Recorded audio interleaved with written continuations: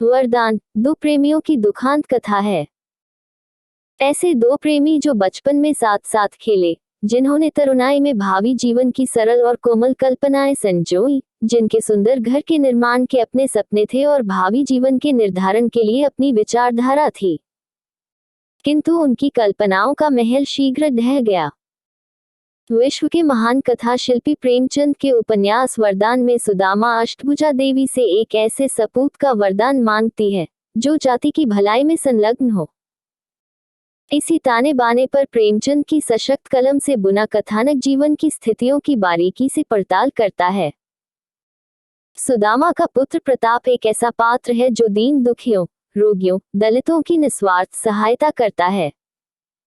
इसमें विरजन और प्रताप की प्रेम कथा भी है, और है विरजन तथा कमलाचरण के अनमिल विवाह का मार्मिक प्रसंग। इसी तरह एक माधवी है जो प्रताप के प्रति भाव से भर उठती है, लेकिन अंत में वह सन्यासी जो मोहपाश में बांधने की जगह स्वयं योगिनी बनना पसंद करती हैं।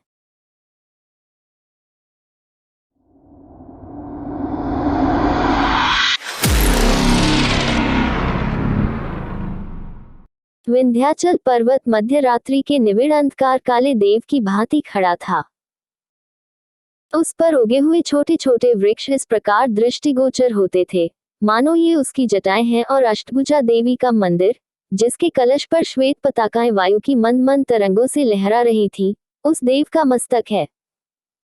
मंदिर में एक झिलमिलाता हुआ दीपक था, जिसे देखकर किसी धुंधले तारे का भान हो जाता था।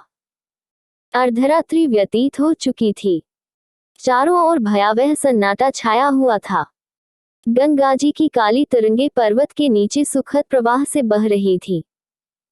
उनके बहाव से एक मनोरंजक राग की ध्वनि निकल रही थी। ठौर ठौर नावों पर और किनारों के आसपास मल्लाहों के चूल्हों की आंच दिखाई देती थी। ऐसे समय में एक श्वेत वस्त्रधारिणी स्त्री अष्टभुजा देवी के सम्मुख हाथ बांधे बैठी हुई थी। उसका प्रौढ़ मुखमंडल पीला था और भावों से कुलीनता प्रकट होती थी।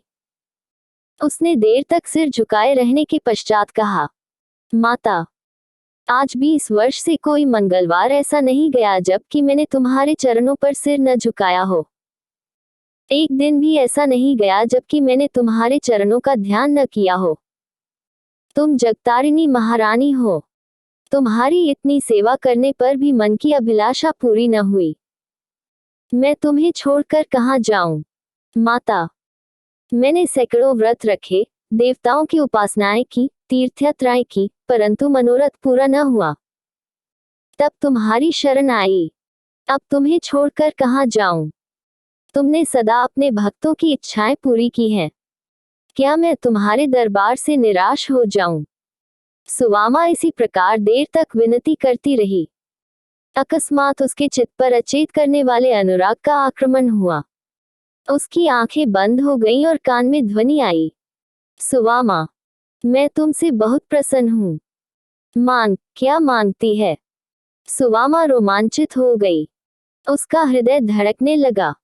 आज 20 वर्ष के पश्चात महारानी ने उसे दर्शन दिए। वह कांपती हुई बोली, जो कुछ मांगूंगी वह महारानी देंगी। हाँ, मिलेगा। क्या लेगी? कुबेर का धन? नहीं। इंद्र का बल? नहीं। सरस्वती की विद्या? नहीं। फिर क्या लेगी? संसार का सबसे उत्तम पदार्थ? वह क्या है? सपूत बेटा, जो कुल का नाम रोशन करे? नहीं। जो माता पिता की सेवा करे? नहीं। जो विद्वान और बलवान हो? नहीं। फिर सपूत बेटा किसे कहते हैं? जो अपने देश का उपकार करे। तेरी बुद्धि को धन्य है। जा, तेरी इच्छा पूरी